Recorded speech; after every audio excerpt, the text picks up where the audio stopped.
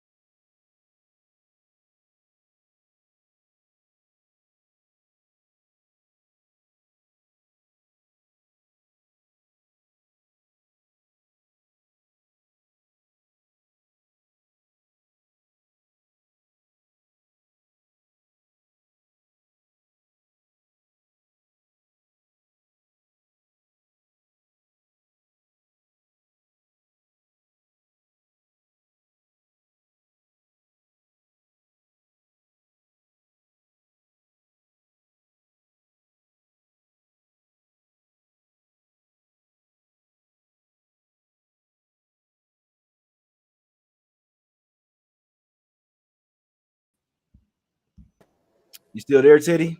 Yeah, I'm right here. Let's do it, man. We back, my guys. But yeah, Raptors. Hey, the Nuggets broke my fucking internet, my guys. We're laying 1 point here at the house versus Denver. That's how bad Denver's being, guys. I live in Denver right now, and hey, I just got to talking bad about them. They cut my damn internet off. But Raptors land a point here at the house versus Denver Nuggets here, Teddy. Do the Nuggets continue to struggle here? So my first lean was towards Denver, and the more I looked at it, the less I wanted to play Denver. Mm-hmm. All right, you know, when you see a team that's been elite all year and now they're just kind of exhaling a little bit and there's no urgency and the losses are coming, it's 3 in a row for the Nuggets. What I was looking for was one of these quotes for Denver saying we're going to stop the bleeding, we care about, and I didn't see any of that. The quotes got to Denver is, we're fine, it's going to happen over the course of a long season, we're tuning up for the playoffs. I did not see that sense of urgency for the Denver Nuggets to snap the skid tonight. And obviously, they still have injury issues. Don't know if Jamal Murray is going to be able to suit up for them. And he's someone that they need. Toronto's the biggest underachiever in the NBA this year. Based on their talent level. And I don't think this is a team that you expected more from. When you watch them play well, you're like, yeah, this team can contend with anyone. But they've had more late game collapses, meltdowns, mistakes. The Raptors are saying the right thing. They're on a 3-game losing streak as well. There's certainly urgency for them. They're rested and ready coming back off a disappointing road trip. So while I had Denver on the short list last night, the more I looked at it today, the more I looked at the Toronto side. And when that happens for me, I leave the game alone. I don't flip.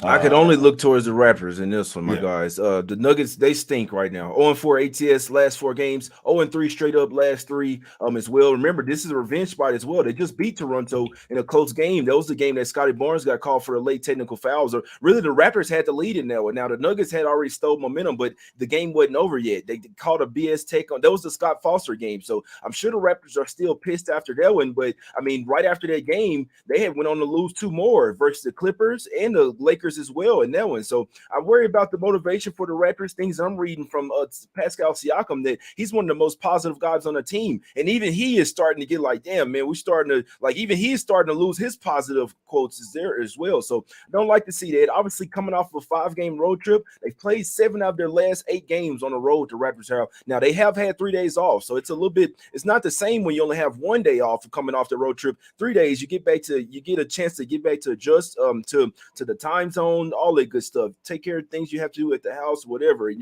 your life. These are human beings as well. So still only looking Raptors here. I think the Nuggets they're not playing defense right now. They're not playing enough defense. Are they still a great team? Yes, but they hadn't been putting the full 48 minutes effort there, and their bench has been absolute ass as well, guys. So maybe the Nuggets can put it together here. Not in a hurry to bet the Raptors, I can say, but I could only look towards the Raptors in this one, and Jamal Murray with the knee soreness, the same knee that he had the ACL surgery on. So would be a bit surprised if they took it cautious with Murray there. Nuggets just seem like they're kind of you'd like to say get ready for the playoffs, but they're kind of looking ahead to playoffs, if that makes sense. That's why they're not playing as hard, guys. So we knew the script for the Nuggets like 3 or 4 games ago. Still took them first quarter last game, Teddy. I'm still pissed off from the game as well, man. So I can't go anywhere. Do you think that the Nuggets are kind of scaling things back, knowing that they basically have the number 1 seed locked up? It feels that way. And it's not like Denver doesn't want to win any games. They're just tanking down the stretch. It's nothing like that. But they do have a 4.5 game lead for the number 1 seed in the Western Conference. You ask Mike Malone, what's my goal for the last, how many games they got left? They have, 10, 12 games. They got 68. So they have 14 more games left. He says, what's my goal for the next 14 games? It's not about winning. It's about being healthy and being in good rhythm and getting the bench up to speed, et cetera, et cetera. So I do not sense the urgency for Denver right now. And the point spread is kind of telling us that, because however you want to grade these teams, from power rating A to power rating B, Denver is supposed to be the favorite here, and they're not. And the market's telling us something, perhaps. Yeah, no, that's a fact right there, man. Yeah, Nuggets did open up at -2, and ever since the Murray news came out, it flipped to Raptors -1. I'll be honest, I'm only looking towards the Raptors in this one, guys. That would be my heavy lean in this one. Let's go over here to the streets of OKC here. We got Thunder laying 1.5 here at the house versus the Brooklyn Nets in this one, Teddy. What are we doing in this game, my brother? Thunder laying points here at the house. The Nets, both teams are basically hot. Nets 6-0, 5-0 against the spread. Last 6-0 against the spread last 6 games. Thunder 5-1 ATS, man. Both teams red hot. Thunder do need wins here, but I'm not necessarily sure they're going to make the playoffs, man. But how you looking at this one, Teddy? Can the Thunder continue to play well in this spot? Bet on versus bet on. Mm-hmm. We talk as soon as Bridges got to Brooklyn, we're like, yeah, this is going to work. This is going to fit. And there's a lot of things to like about the Brooklyn Nets right now, perhaps most notably that the markets don't seem to know how to price them. Every season-long stat for the Nets is useless right now. The roster they're playing with is nothing like the roster they were playing with 3 months ago. I could care less what their season-long stats saying. We're talking about a team with a boatload of positive momentum, with a bunch of intriguing wings that can put the biscuit in the basket and then get stops during crunch time. There's a lot to like about Brooklyn right now. But OKC is pretty much a one-way team for me. I may have bet against the Thunder once or twice this year, but I bet on them a lot more than I bet against them. And all they do is make me money. I had them again the other night. They made me money without Gilgeous-Alexander. It's not a game I'm playing. Bet on versus bet on. I don't know what to do with it. Yeah, I'm right there with you, man. I got Ronald saying he likes the under in this one. Yeah, it's a really tough game for me, man. I'm right there with you. And you see the point spread as well. It's basically a toss-up type of game. I mean, like I said, you could bet against the Nets lately. They've been taking your money, man. So it doesn't matter who they've been playing. They go out there and play the Bucks. That was a game that really opened my eyes with the backups. Now, it was the fishiest game I ever saw. Starters playing. They already rested like 4 starters. The starters that did play played the whole first quarter. Didn't play the rest of the game. They played all the bottom of the bench guys. They damn near beat the Milwaukee Bucks out there, basically playing with everybody except for Giannis and Noah, man. So that's the only game they've lost in the last 6 games. They beat the Celtics, which was a really good win. They beat the Hornets. I mean, obviously that didn't really matter. They beat up on the Rockets and that one. Now 2 impressive wins, the last 2 versus Minnesota Timberwolves and the Denver Nuggets. So that kind of shows me right there. I'm not going against the Nets in this one. 2 of the same type of teams, no real paint protection, a ton of wings, a ton of guards.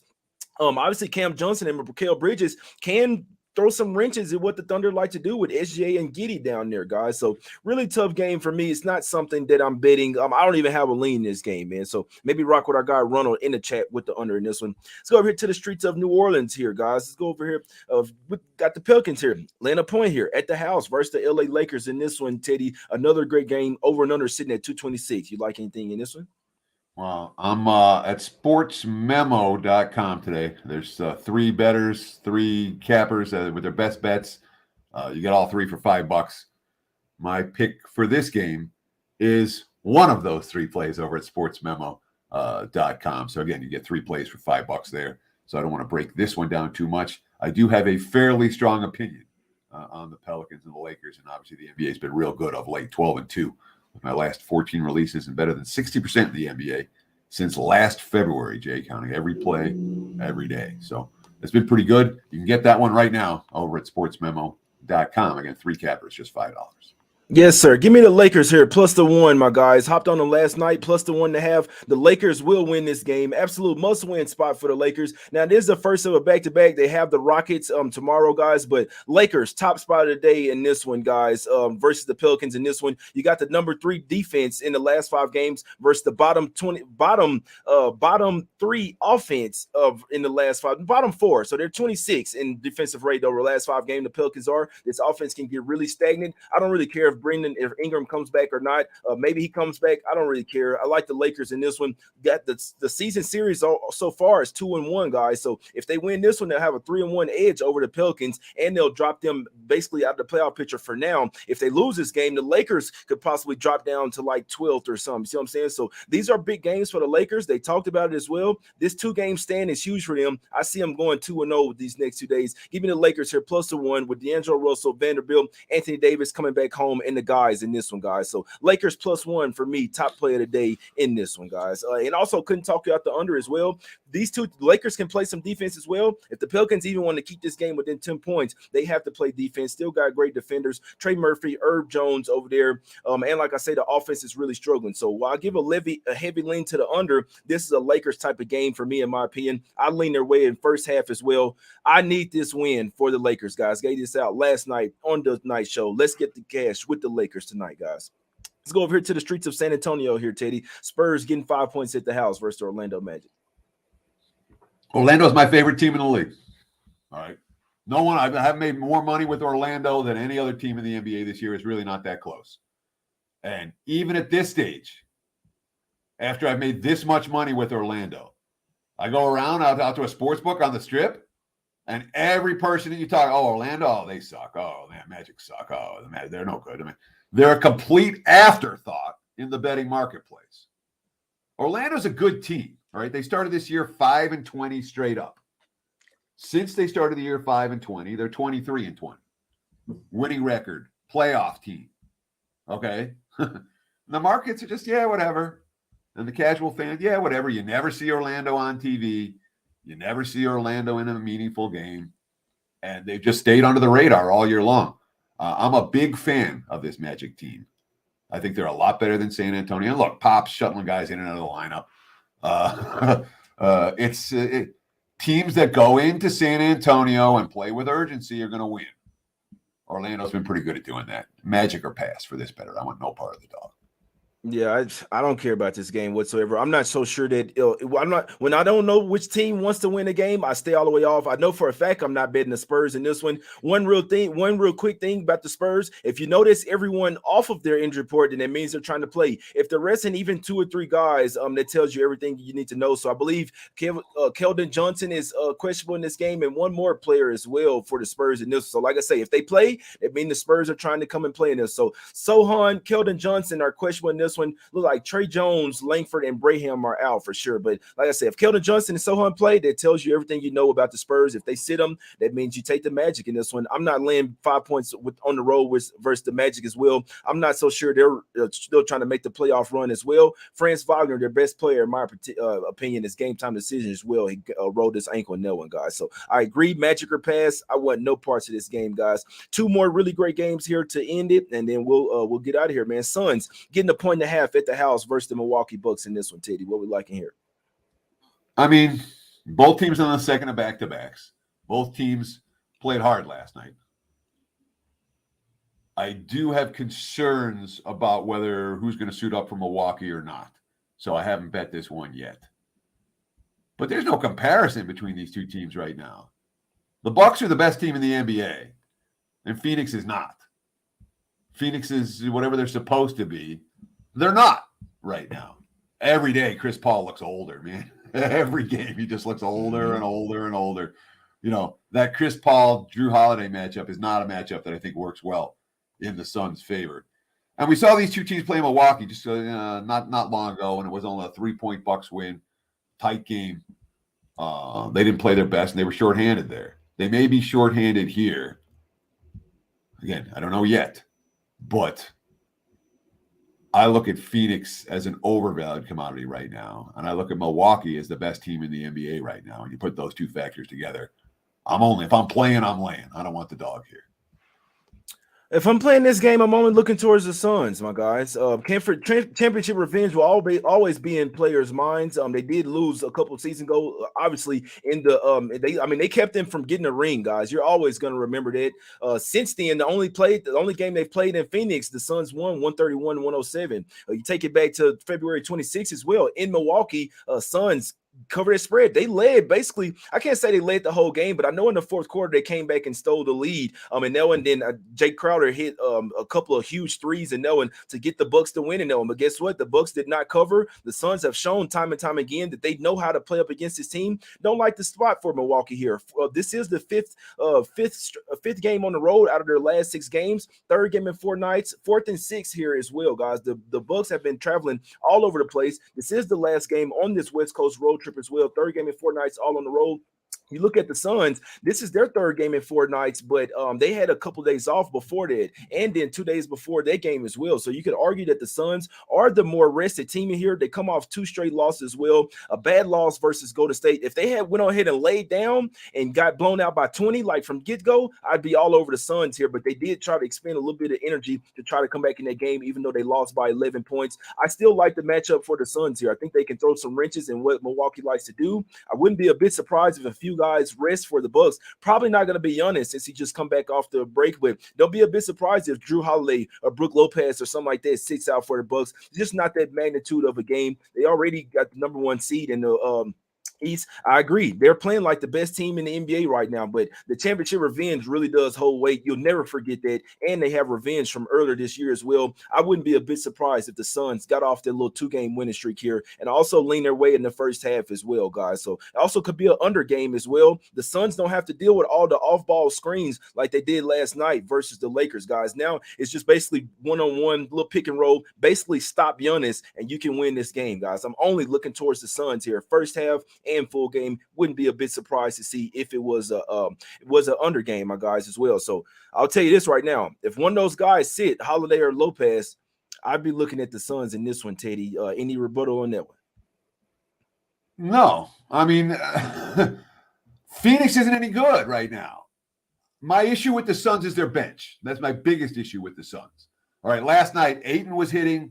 Booker was hitting. It wasn't one of these nights where their stars weren't making shots. Their stars played fine. Phoenix has a bench where they traded all their assets to get Kevin Durant.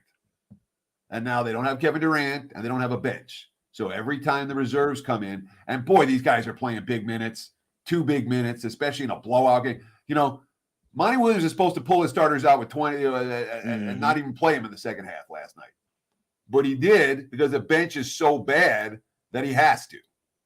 So every time the Suns take their starters off the floor, Milwaukee has a big edge. And the fact that the Suns played major minutes last night from their starting core and their key players shot well, I don't want them here. They're not the better team. That's a good point there. And like I say, I wouldn't be surprised if Chris Paul sat as well. And Bucks on the second of back-to-backs. The market knee-jerks against them. They made money in this role all year long. That's something I pay a lot of attention to. What's the team's record on the second of back-to-backs? And Milwaukee has been a moneymaker in this role. Phoenix, not so much. I still love Suns here. There you go. Now you rebut me. No, I don't. I talked about this game last night. I'm only looking towards the Suns in this game. So I always tell people bet whatever you absolutely love. I see a lot of love for the Bucks in the chat. If you like the Bucks, take them. I hadn't taken the Suns here. Personally, I would wait to see who all is playing in this one. I mean, the Chris Paul is getting old. It's a very possibility that he could sit tonight's game, but I also think that the Bucks know that the Suns are going to play this game in a very physical type of way as well. And I wouldn't be a bit surprised if a few Bucks sat out in this game, last game before a homestand as well, guys. We do see Bucks kind of race a few guys in this particular spot. I'm only looking at Suns early, and I'm only looking at them often. The way I see it, I think the Suns win this game, guys, whether I'm betting it or not. Last game up. Let's go over here to the streets of Portland here, Teddy. Blazers getting 2 points at the house versus the New York Knicks. Total sitting at 228 in this one, my brother. Portland's a one-way team. I'm involved in a Blazer game. I'm betting against the Blazers. Mm-hmm. It's real simple. All right. Look, Simons came in the other night and finally came back from injury and rained a bunch of threes in the game at Philly. And they still found a way to lose it and then got bombed in their finale at New Orleans. This is not a team that's playing good basketball. Since the All-Star break, these are the teams that the Portland Trail Blazers have beaten.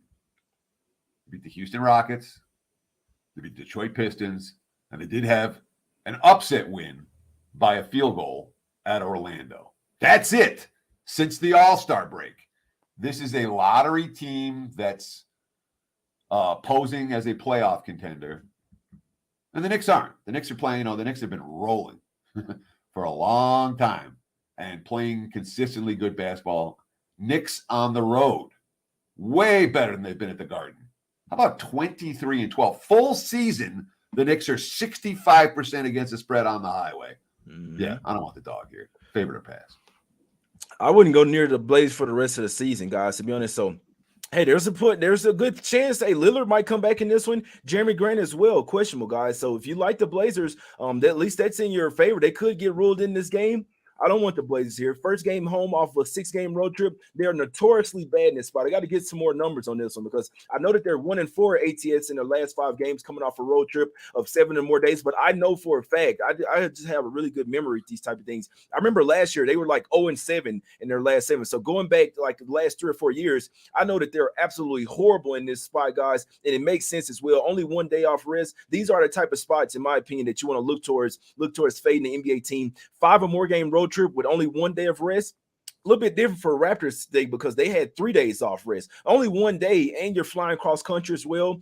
You really can't practice on the day off as well to even get ready for the other team in that way, man. Lillard acts like his calf is hurting and shit right now. Grant, they saying he has a quad contusion. I don't even know if that's true, but I know he has a laceration on his eye. He might not even be able to barely see in this one, guys. I'm only looking at the Knicks in this one. Obviously, this is a tough 4-game road trip, but they've only won 2 games so far, so I'm sure they'd like to at least salvage the road trip and go 2-2 rather than go 1-3, guys. Knicks have started to take a little slide, but like we always say, they cluster wins and losses. They got off the schneid and got a win the last game. I think they keep it going here and win 2 straight, guys. So obviously, what I sent out Knicks -1 last night. I still like the night of -2. I think that I need the Knicks to come out here and smack these Blazers up tonight, guys. So horrible spot for the Blazers. This is actually the same spot that the Blazers had just cost the 76ers in. You see how sleepy and how the Sixers look like they were moving in mud in that game, guys. That's exactly how the Blazers should be in this one. And they lost a ton of confidence in that game. Came out there, played a perfect game,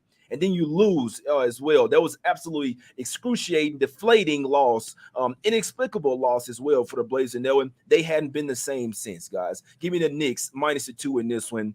They have a ton more to play for, in my opinion, guys. So that's the show, Teddy. Let's get out of here, my bro. It's time to give out some free NBA picks as well on the show, Teddy. Let the people know what you like and anything to promote, my guy. Yeah, so you just made a strong case for the New York Knickerbockers, and I'm right there with you. On the Knicks minus the deuce, and there's some urgency there. They're 2.5 starting to pop up in this ball game. Late 2, not 2.5. And as I always advise, if you have 1 account, get 2. If you have 2 accounts, get 3. If you have 3 accounts, get 6. The more accounts you have, the more games you win by a half point, and the fewer games you lose by a half point. It really is that simple. So I do like the Knicks minus the 2 in Portland tonight. You can get my best bet in the NBA for today. It's obviously Pelicans, Lakers. We talked about it earlier. You can get that as part of the 3 for $5 special over at sportsmemo.com. Let's do it. Let's do it, man. For me, yeah, Knicks -2, Lakers +1, 2 top plays of the day. I need to go 2-0 one time for the one time, guys. I also lean Lakers in the first half and Knicks first half as well. And I'm also leaning the Suns. To be honest with you, I lean Suns early and often in this one. First quarter, first half, I think they build a lead, and I don't think that they lose it in this one, guys. So while I didn't bet the game, I do believe the Suns are the right side early and often. I think this game means a little bit more to them than the Milwaukee Bucks in that one, guys. So Lakers and Knicks, that's what I need. Honorable mention would be the Suns early and often. Those are the top looks on the card. I also lean Raptors as well, guys, but didn't get there with that one, man. But we appreciate our guy Teddy for coming on the show as well. Make sure you guys are following him on Twitter at Teddy_covers. You can follow me as well at JMoneyIsMoney. It's Us Against the Bookies, guys. Let's get some cash. We will win today. Let's go 2-0 one time for the one time, guys. We out. Let's cash. Hope you guys have a great day.